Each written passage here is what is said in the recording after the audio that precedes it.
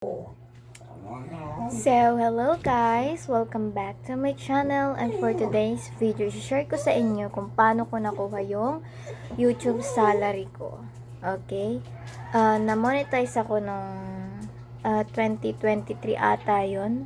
Yung nag-vlog din ako paano ko nakuha yung Google AdSense ko. Yun yung time na nakuha ko yung Google AdSense ko.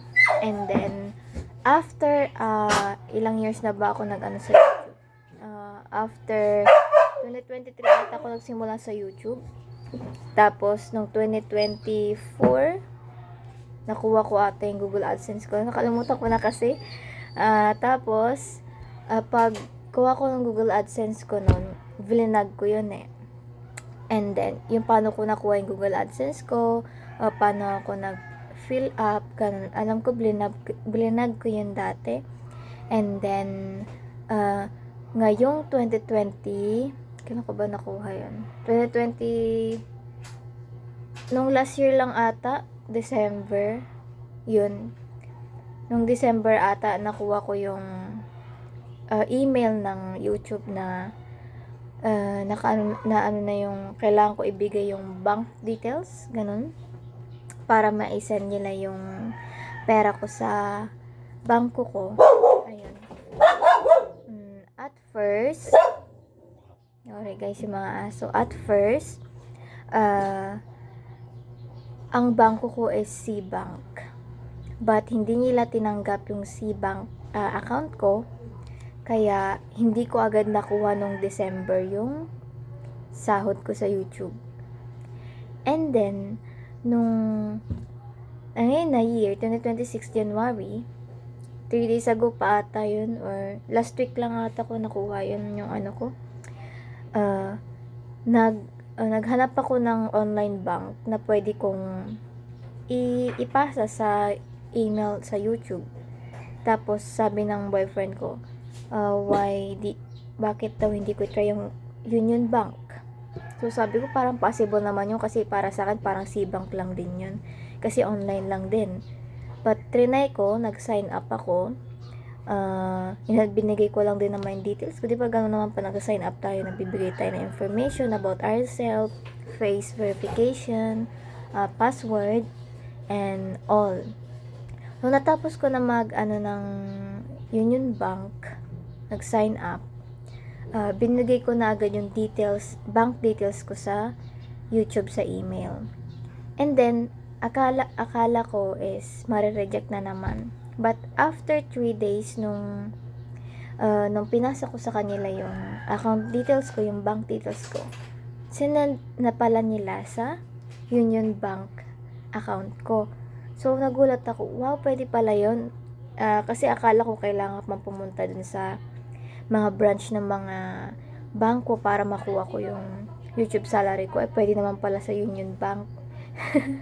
pero okay naman yun, worth it naman yung paghihintay ko. So after 3 days nga na receive ko na yung YouTube salary ko, na dapat 5,000 plus yun, pero may tax pala na bawas.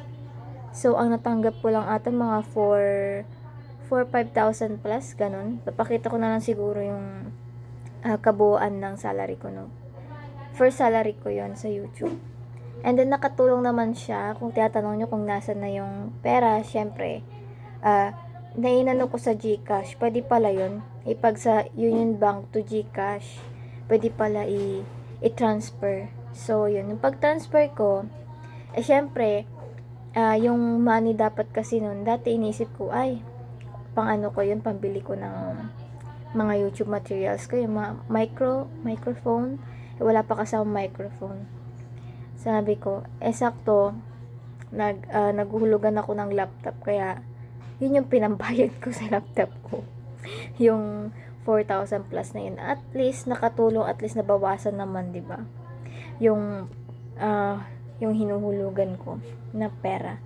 So, yun, doon ko ginamit yung YouTube salary ko, yung 4,000 plus na yun. And then, kaya ngayon, kaya nang nalaman ko na pwede pala sa Union Bank na kunin yung salary, ayan, nag-upload na naman ako ng mga videos kasi syempre kailangan natin na kumita. Okay, but anyway, syempre di naman madali agad na makuha ang ano sa YouTube kasi syempre may process din yan, yung watch hours, kung ilan yung manonood sa'yo. Ang unang-una kapag bago ka magsweldo sa YouTube, kailangan madaming manood sa'yo. Tapos, subscribers, ayan, 2 taon ko din ata inano tong YouTube partnership program na to, yung bago ako makakuha ng Google AdSense. Tapos, dapat may ID kayo na sa inyo para pag na-monetize kayo, meron kayong papakita na kayo yon yung nasa ID. Ang ginagamit ko is passport. Ang pinakamabilis na verification sa government ID para sa akin is passport. Ang dali lang. Tapos, ano pa ba? Ayun, YouTube subscribers, yung watch hours nyo, tapos yung ID para sa verification ninyo. And then, ano pa ba? Mag-upload din kayo, no? Ako kasi nag-upload lang ako kapag may time ako or kapag sinisipag ako, ganon. Pero, gusto ko din mag-try ng live stream para maiba naman. Kasi feeling ko uso ngayon yun. And then, ano pa ba? Mag-try lang kayo. Mag-try kung ano yung gusto nyong i-upload sa YouTube. Alam ko lang maraming sikat sa vlogger ngayon, pero lahat naman sila nag-umpisa din sa 0 views. Tapos, ayun lang naman yung tips ko para makakuha kayo ng Google AdSense, tsaka para pag nag-salary kayo, ayun, may tulong din sa inyo yung YouTube. So, ayun lang naman yung i-share ko sa inyo kung paano ko nakuha yung YouTube salary ko, tapos kung saan ko ginamit yung YouTube salary ko. So, yun lang guys, no. Thank you for watching, and I hope na may natutunan kayo. Kapag may tanong kayo, comment lang kayo dyan. And kapag may question din kayo, comment lang kayo dyan.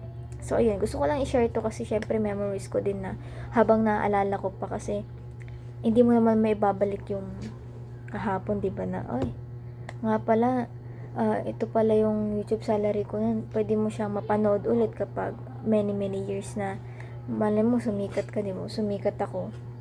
Wow. Na, ito pala yung first salary ko nung bago pa lang ako sa YouTube. So, yun guys. Yun lang guys. Thank you for watching, and don't forget to subscribe to my channel. Yeah, goodbye guys.